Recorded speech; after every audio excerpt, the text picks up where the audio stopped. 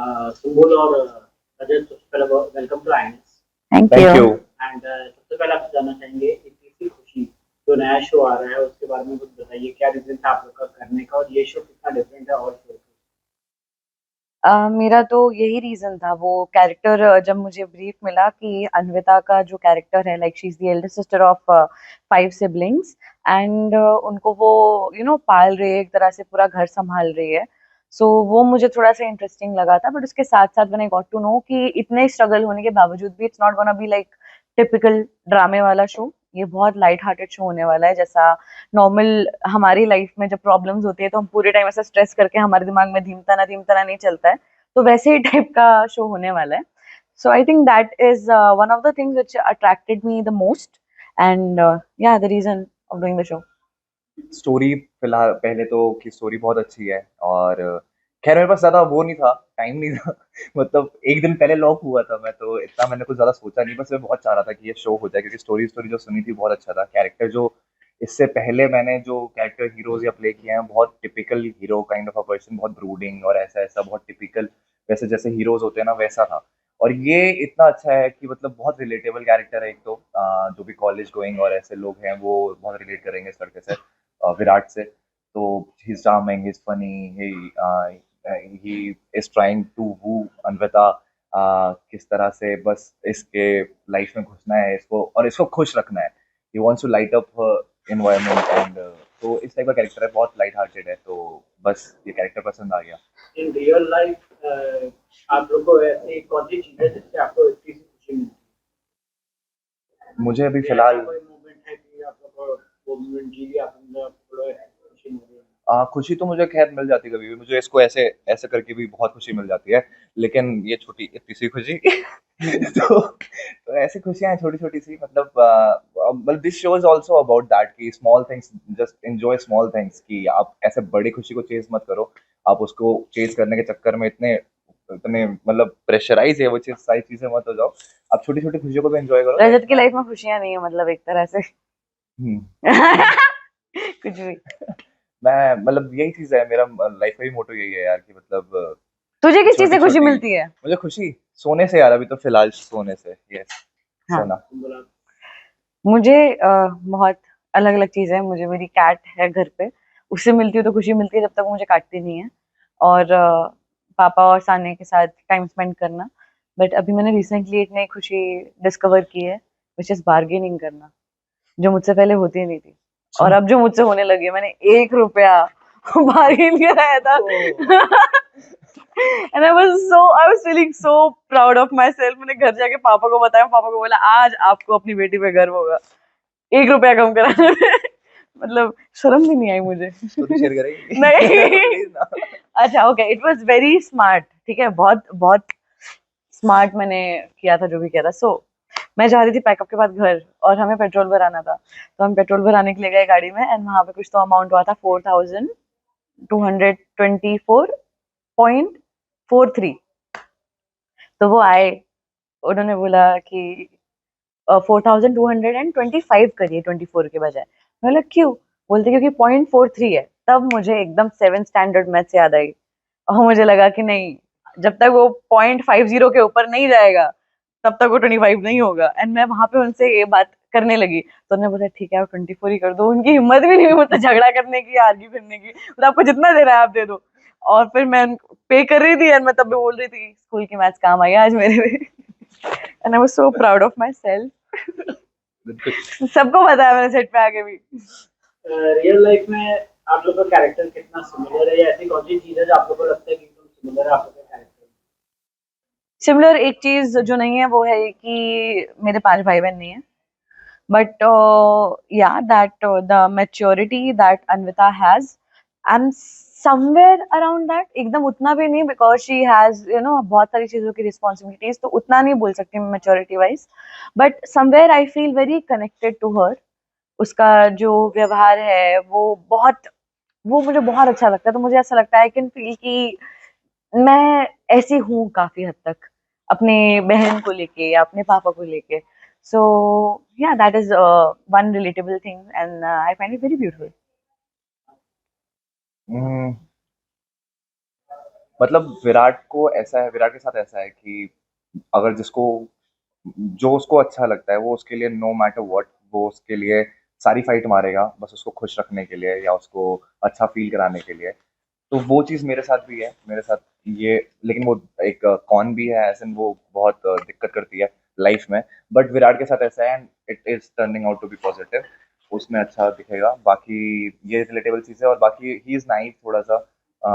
वो मैं real life में नहीं हूँ, ऐसा मैं बोल रहा हूँ लोग मानते नहीं है, बट ये चीज़ है। शो में जो फैमिली डायनामिक्स दिखाई जा रही हैं तो उनमें आपको सबसे ज्यादा किस मूवमेंट को इमोशनल टच दिया है? इमोशनल टच, आई थिंक एक ये चीज है because Anvita has no one in her life because she is very young, so she sometimes feel कि मुझे भी कोई बोले that I am proud of you, you know, या फिर यू आर डूइंग गुड। ऐसी चीजें जो हम नॉर्मल लाइफ में भी क्रेव करते हैं, she has no one to say that because जितने भी लोग हैं सब उससे छोटे भाई बहन हैं। एंड वो अपने डैड से वो यू नो वो एक फीलिंग क्रेव करती है कि उनको दिखे कि मैं कितना कर रही हूँ। वो एक दिन मुझे बोले कि I am very proud of you Anvita. So ये एक इमोशनल चीज है अन्विता की, which I feel is very relatable to many children. जितने भी पूरी दुनिया में जितने बच्चे हैं ना, सबको कहीं ना कहीं अपने पेरेंट्स का वैलिडेशन तो चाहिए ही होता है। मतलब ऑफकोर्स सबको ही चाहिए होता है, सबको दे चाहिए नीड होता टू नो दैट। सो वो जब आपको नहीं मिलता है and you crave that, so that feeling is it's it feels too harsh कि आपको अपने पेरेंट्स से वो चीज नहीं मिल पा रही है जो आप क्रेव कर रहे हो। सो ये आई थिंक बहुत ऐसे वाला है, है। ब्यूटीफुल।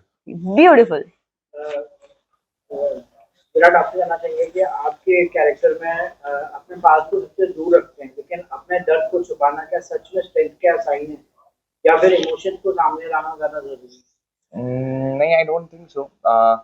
आपको मुझे लगता है कि आपको इसमें सेलेक्टिव होना चाहिए कि आप किसके सामने आप इमोशन अपना दिखा रहे हो, रेदर देन कि आप छुपा के रखते हो उसको। वो मुझे लगता है कि दैट्स नॉट स्ट्रेंथ। आप जितना शेयर करो अपने लोगों के साथ शेयर करो, उससे वो बढ़ती हैं चीज़ें और रिजॉल्व होती हैं।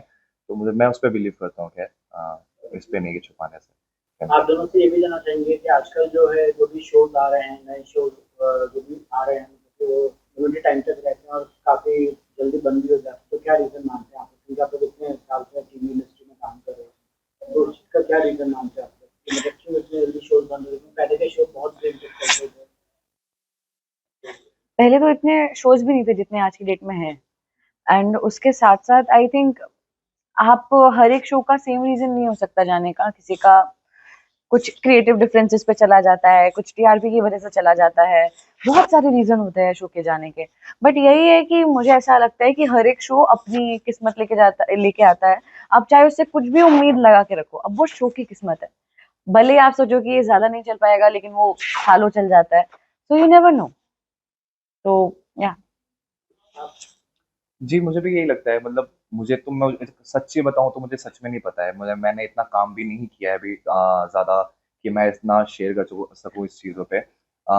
जो हैं ऊपर मुझसे सीनियर्स हैं, जो प्रोड्यूसर्स हैं, जो चैनल में हैं, जो राइटर्स हैं, उन लोगों को ज़्यादा पता होगा कंटेंट के बारे में। मुझे बस दिखता है कैरेक्टर और मुझे सिर्फ स्टोरी दिखती है। मुझे जितना काम करने के लिए बोला है मैं जाता हूँ, वो करता हूँ। मुझे मज़ा आता है वो करने में और मैं करके बस घर चला जाता हूँ।